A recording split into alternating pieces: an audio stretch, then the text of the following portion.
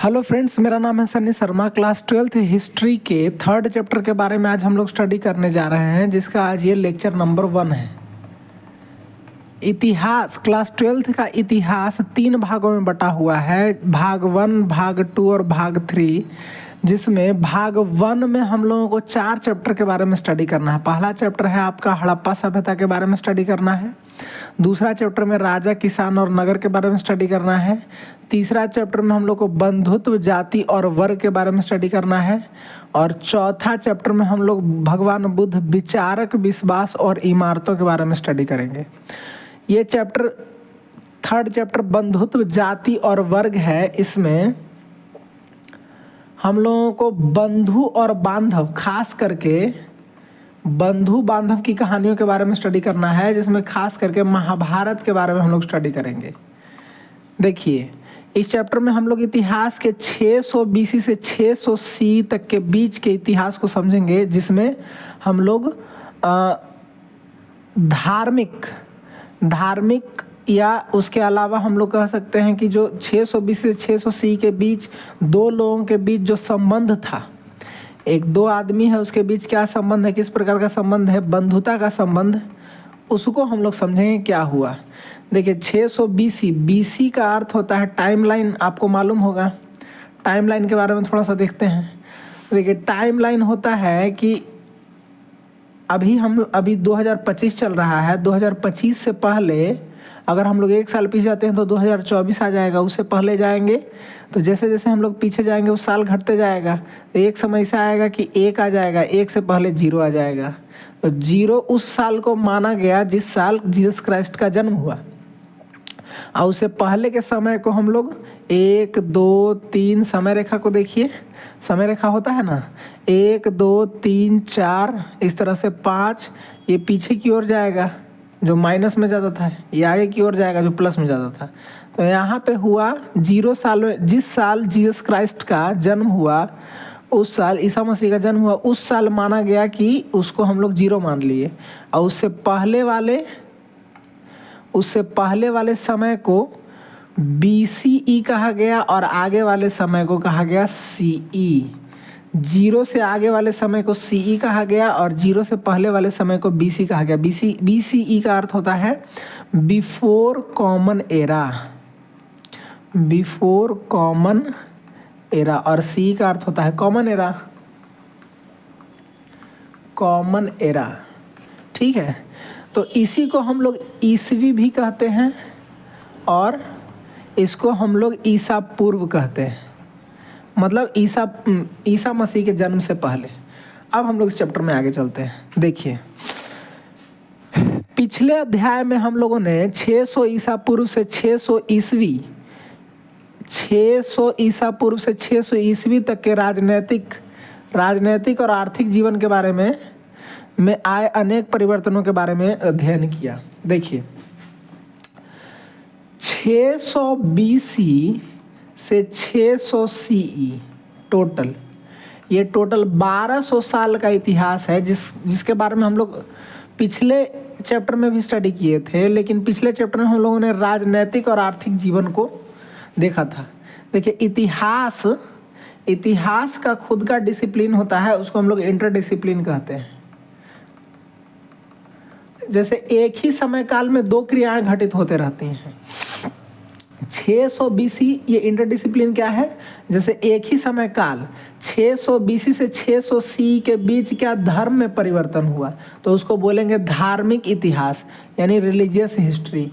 समाज में जो परिवर्तन हुआ एक ही समय काल में, समाज, जैसे 600 BC से 600 CE के बीच में समाज में क्या परिवर्तन हुआ, तो उसको बोलेंगे सोशल हिस्ट्री।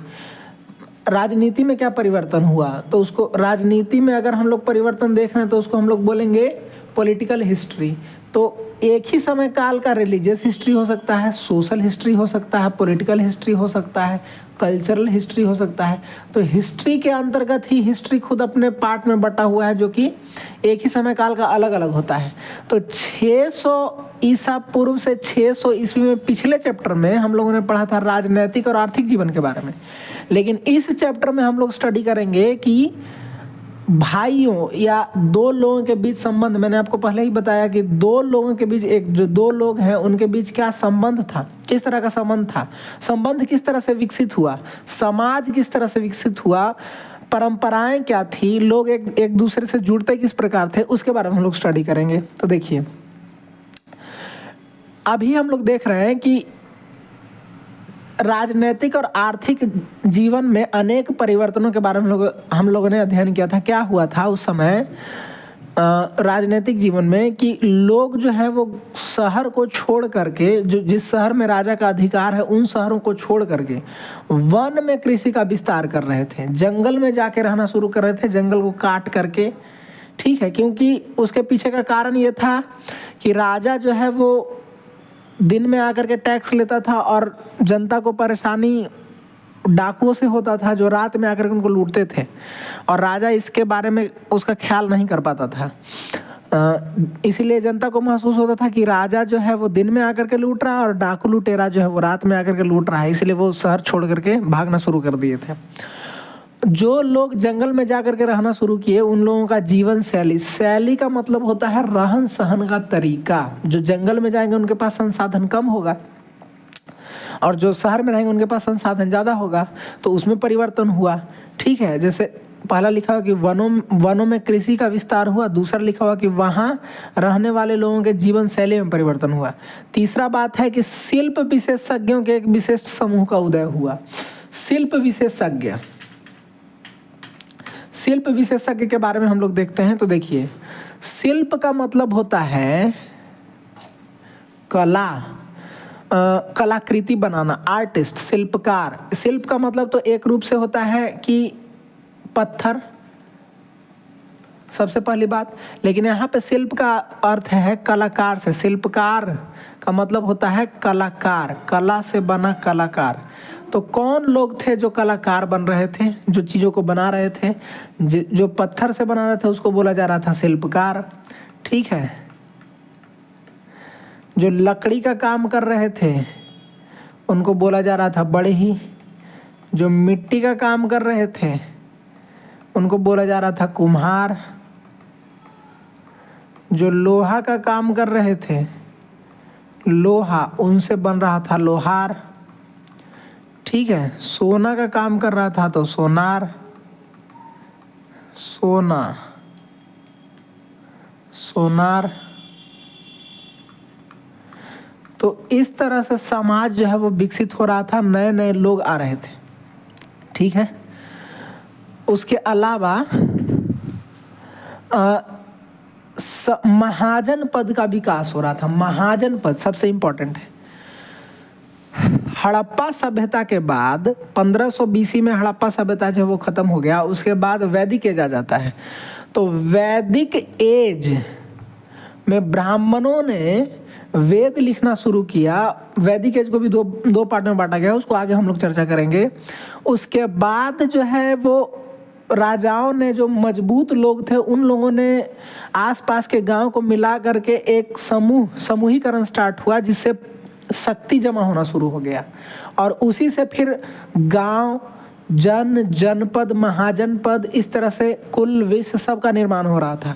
महाजनपद का जो विस्तार है वो भारत में हम लोगों को देखने को मिल रहा है कि 1000 वैदिक एज से ही हम लोग महाजनपद का विस्तार देख सकते हैं या विकास देख सकते हैं।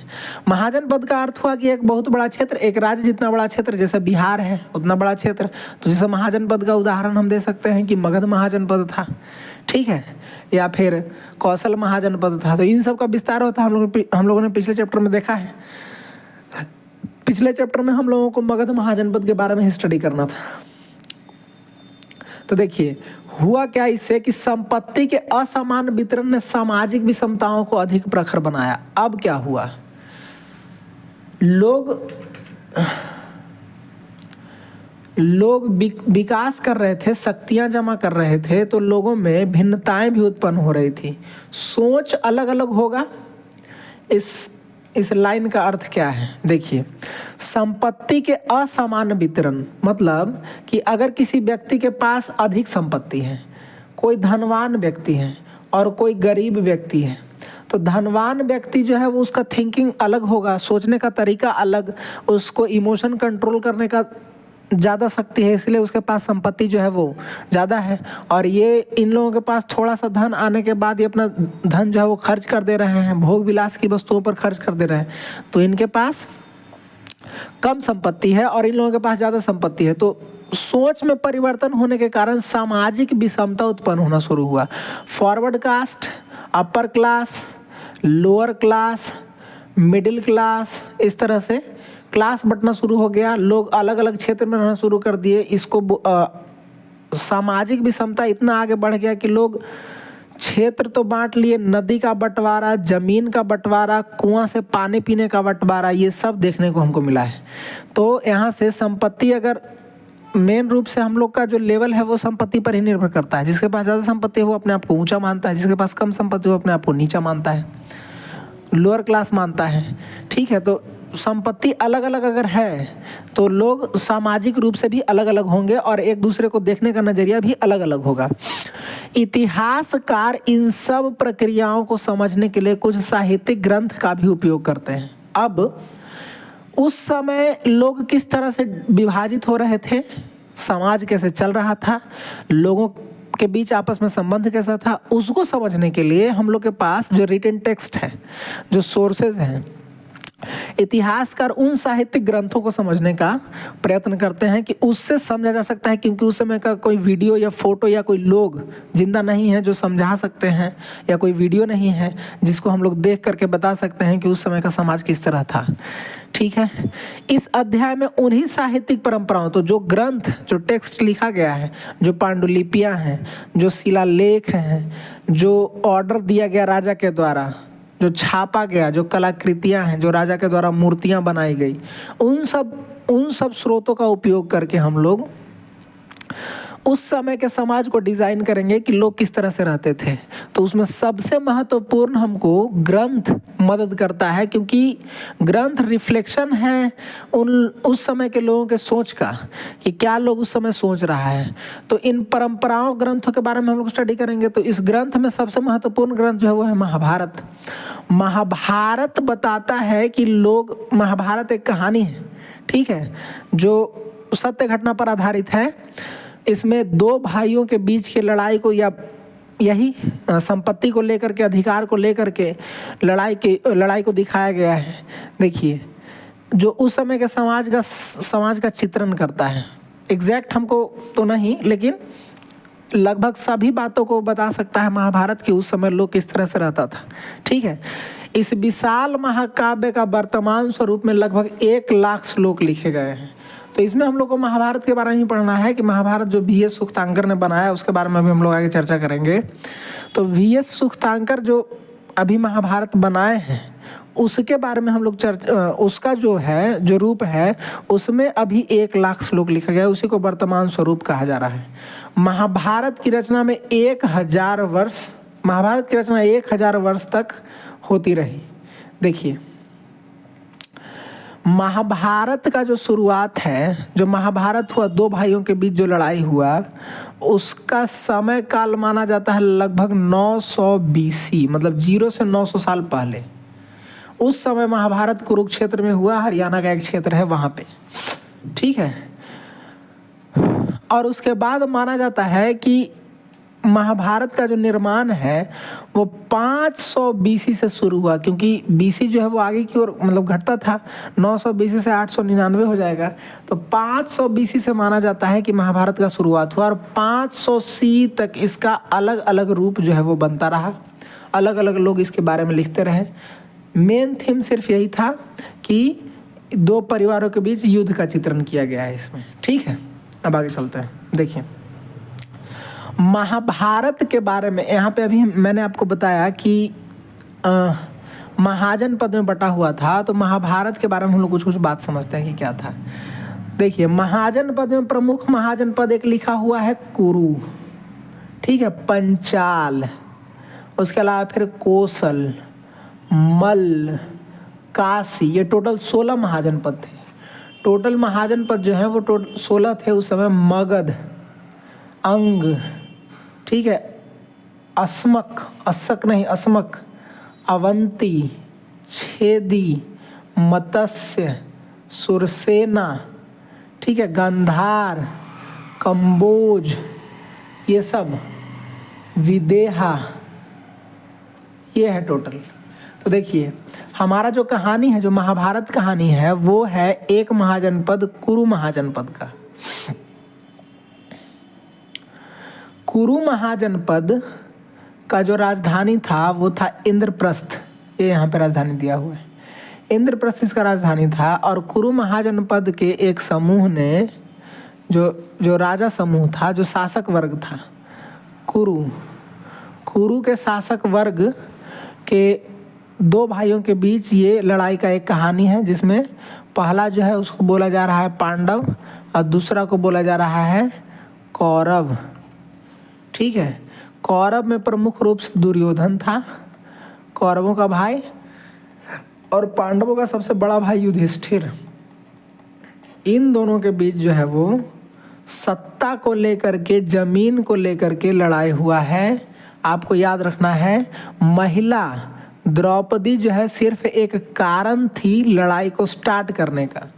आप मेन रूप से मान लीजिए, आज भी समाज में आप देखते हैं कि कोई भी कारण जो है, कोई भी लड़ाई जो है, उसके पीछे का एक पृष्ठभूमि, बैकग्राउंड होता है। लड़ाई अचानक से नहीं शुरू हो जाता है। तो इनके बीच भी जमीन को बंटवारा, सत्ता को लेकर के लड़ाई था। ठीक है, ये दोनों भाई थे जिनके जो एक ही कुल से बिलोंग करते थे। शांतनु सबसे पहले कुरुवंश के हेड थे। उसके बाद इनका एक पुत्र होता है भीष्म पितामह, और भीष्म पितामह, शांतनु का एक और पुत्र होता है दूसरी माँ से, ये गंगा से होता है। भीष्म पितामह विवाह नहीं करते हैं तो इनका कोई आगे वंशज नहीं जाता है। और उसके अलावा फिर सत्यवती से जो विवाह करते हैं शांतनु, उनसे जो पुत्र होता है उसका वंशज है एक कौरव और एक पांडव। ठीक है, अब देखिए महाभारत के बारे में कुछ प्रमुख बात। तो पहला बात कि महाभारत का जो रचनाकार है, महाभारत के रचनाकार का नाम है वेद व्यास। ठीक है, वेद व्यास जो है वो ऋषि पराशर के पुत्र हैं। ऋषि पराशर और इनकी माँ सत्यवती थी। वेद व्यास भी इन्हीं के क्लैन से बिलोंग करते हैं, लेकिन ये एक ऋषि थे, ऋषि महात्मा थे। ठीक है, उसके अलावा पहला बात हो गया, उसके अलावा इसको सबसे बड़ा महाकाव्य कहा गया है, सबसे बड़ा महाकाव्य। ठीक है, उसके अलावा इसमें अभी लगभग 1,00,000 श्लोक है, 1,00,000 श्लोक इसमें है। ठीक है, और यह संस्कृत भाषा में लिखा गया है। मेन रूप से इसे जिस भी क्षेत्र में हम लोग जाएं, जैसे तमिल में, तो तमिल भाषा में आपको महाभारत मिल जाएगा, लोग इसका निर्माण करते रहे हैं। लेकिन मुख्य रूप से जो वेद व्यास लिखे थे, इसको संस्कृत श्लोक के रूप में, ये सब कहानी के रूप में नहीं लिखा जाता था, श्लोक चौपाई के रूप में लिखा जाता था। देखिए अलग अलग पार्ट में यह शिक्षा जो देना होता था वो गा करके लोग सुनाता था। तो इसमें जो भी शिक्षण है, जो भी टीचिंग्स दिया हुआ है, वो गा करके सुनाया गया है श्लोक में, ताकि लोग याद कर सकें, क्योंकि पहले पढ़ाई मौखिक होता था। ठीक है, अब देखिए संस्कृत भाषा में लिखा गया है। अब इसका एक दूसरा नाम, महाभारत का पहला दूसरा नाम जो है वो है जय संहिता। पहले इसको जय भी कहा जाता था, ये भी बात आपको याद रखना है। इसका अन्य नाम क्या है? जय संहिता। ये सब बात आप लोग लिख लीजिएगा अपने कॉपी में। और मैं आपको कहना चाहूँगा कि जब भी आप ये वीडियो देख रहे हैं तो अपना कॉपी पेन अपने साथ रखिए और नोट्स इसी के साथ बनाते रहिए। अगर वीडियो आगे चला जा रहा है तो आप उसको पॉज कीजिए, उसके बाद उसका नोट्स लिख लीजिए। या अगर आप इन चीज़ों को देख रहे हैं, समझ पा रहे हैं, तो इसका नोट्स आपको PDF के रूप में भी मिल जाएगा। ठीक है, चलिए आगे चलते हैं। देखिए पहला जो टॉपिक है हम लोगों को पढ़ना है वो है महाभारत का समालोचनात्मक संस्करण। NCERT में पहला टॉपिक दिया है महाभारत का समालोचनात्मक संस्करण, उसके बारे में हम लोग आज स्टडी करेंगे। तो देखिए महाभारत एक बार ऋषियों ने, महात्माओं ने या अलग अलग क्षेत्र में महाभारत को बना दिया गया, लेकिन ये महाभारत सब फ्रेगमेंट्स में थे। फ्रेगमेंट्स का मतलब होता है छोटे छोटे टुकड़ों में बटे हुए थे, एक जगह दूसरे जगह। जैसे कहीं कश्मीर में कुछ पार्ट इसका मिल रहा है, कुछ पार्ट मिल रहा है बिहार में, कुछ पार्ट मिल रहा है मध्य प्रदेश में, कुछ पार्ट मिल रहा है आपको कर्नाटक में, महाराष्ट्र में, अलग अलग क्षेत्र में भारत में, कुछ तमिलनाडु में मिल रहा है। तो महाभारत का जो पार्ट है, जो छोटा छोटा टुकड़ा में बटा हुआ है फ्रेगमेंट्स में, उससे हमको इसका पूरा रूप नहीं पता चल रहा था। तो लोगों ने सरकार ने एक कमेटी बनाया 1919 में, जिसके प्रमुख थे वीएस सुख्तांकर। ठीक है, वीनू सीताराम सुख्तांकर।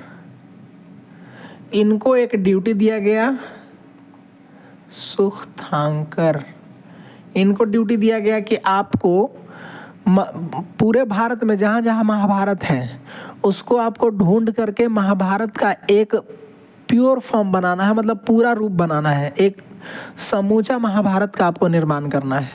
तो 1919 में ये वीएस सुख्तांकर जो थे वो संस्कृत के विद्वान थे, गुजराती थे।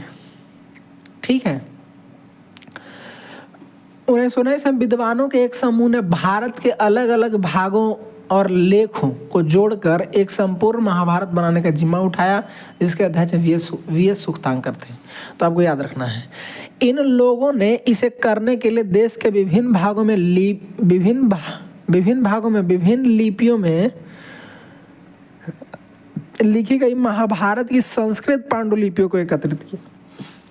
लोग अलग अलग जगह गए, ये जो कमेटी था वीएस सुख्तांकर का, ये अलग अलग जगह पे गए और अलग अलग जगह पे जा कर के सभी पांडुलिपियों को एकत्रित किया, इकट्ठा किया, ताकि उनको रिलेट करके जोड़ करके बनाया जा सके एक संपूर्ण महाभारत। ठीक है, इन विद्वानों ने सभी पांडुलिपियों के श्लोक की तुलना किया। अब देखिए, अलग अलग क्षेत्र में गए, जैसे मान के चले कश्मीर में गए, तो कश्मीर में जो इनको पांडुलिपि मिल रहा है उसमें जो श्लोक था, और तमिलनाडु में गए, तमिलनाडु में जो इनको संस्कृत में या तमिल भाषा में जो श्लोक मिल रहा है, उन दोनों में अगर समानता है तो वो एक कॉपी हो गया। मतलब कुछ लोग कश्मीरी हिंदी में लिख दिए होंगे, संस्कृत में लिख दिए होंगे, कुछ लोग उसी को समझने के लिए अपने भाषा में लिख दिए होंगे। तो जो श्लोक सभी पांडुलिपियों में पाए गए उन्हें प्रकाशित किया गया। तो जो कॉमन था, जो अपने मन से नहीं लिखा गया था, ठीक है, उन सब को मिला करके, सबको एक जगह एकत्रित करके, कोई जेरोक्स हो सकता है या कोई ओरिजिनल हो सकता है। तो जो जो श्लोक था इम्पॉर्टेंट, जो सभी जगह मिला कि हाँ ये श्लोक पक्का है कि इसको हमको मेंशन करना है, तो उसमें इसको लिखा गया। इससे कुल 13,000 पन्नों का एक महाभारत तैयार हुआ। इसको करने में 47 साल का समय लगा।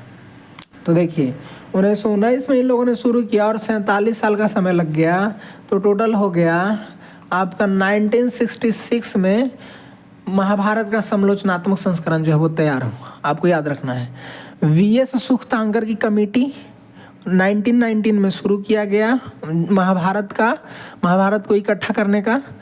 ये इसको करने में टोटल 47 वर्ष का समय लगा, और जो महाभारत बनकर तैयार हुआ वो टोटल 13,000 पन्नों का बनकर तैयार हुआ। इसमें भी 1 लाख श्लोक है।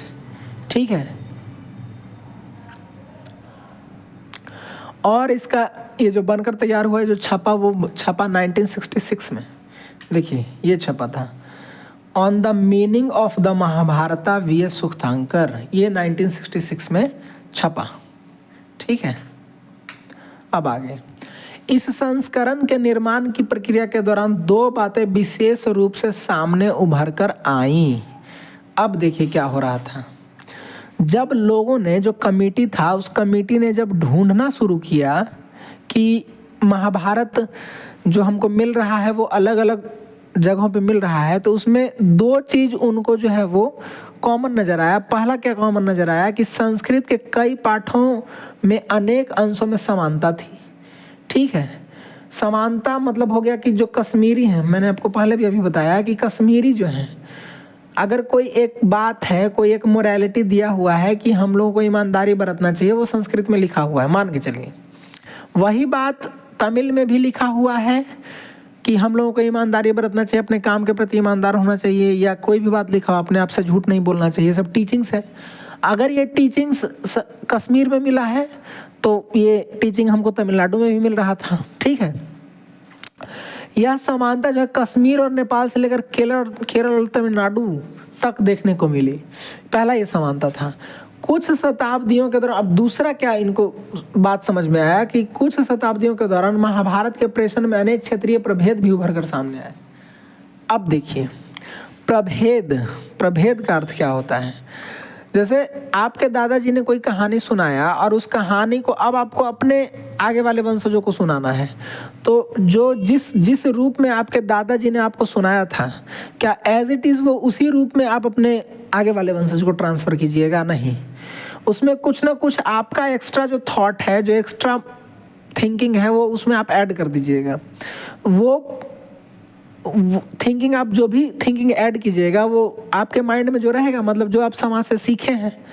तो जो क्षेत्रीय प्रभेद नज़र आ रहा था उससे हम पता कर सकते थे कि उस समय काल में, जिस समय काल में छपा, पहला ये प्रोटोफॉर्म है, प्योर रूप है महाभारत का। अब नया छपा, क्योंकि हर पीढ़ी को ज़रूरत होता था महाभारत का, तो छपता था। लोग हाथ से लिखे या पांडुलिपि बनाए, अलग अलग बनाए, जो भी हो सकता था, उस रूप में उसको नया नवनिर्मित करते थे। तो अपना थिंकिंग इसमें ऐड कर देते थे। फिर अगला जनरेशन के लिए छपा, तो अगला जनरेशन के लिए फिर इसमें जो भी थिंकिंग चेंज हुआ, लोगों का जो लिखने वाला था, जो वो सीखा था, वो कुछ ना कुछ इसमें ऐड कर दिया। और आगे छपा, और आगे ऐड कर दिया। तो जो भी चीज़ इस समय हमको ये जो आदमी ऐड किया, जो नया राइटर है वो ऐड किया, वो अपने थिंकिंग को लिखा, उससे हम पता कर सकते थे कि इस समय समाज जो है वो क्या सोचता है, किस तरह का था। क्षेत्रीय प्रभेद से हम लोग पता कर सकते हैं कि समाज का क्या रूप रहा होगा।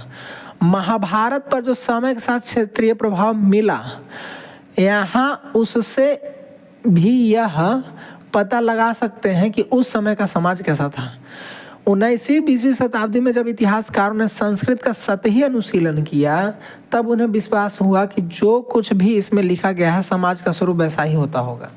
तो देखिए, सब भाषाओं को अगर छोड़ दिया जाए तो संस्कृत भाषा में जो भी हम लोगों को टेक्स्ट मिले हैं, संस्कृत टेक्स्ट मिले हैं, उन पर लोगों को पूरा विश्वास था। उन लोगों ने जब स्टडी किया तो उन लोगों ने कहा कि ऐसा ही होता होगा जैसा इसमें लिखा हुआ है।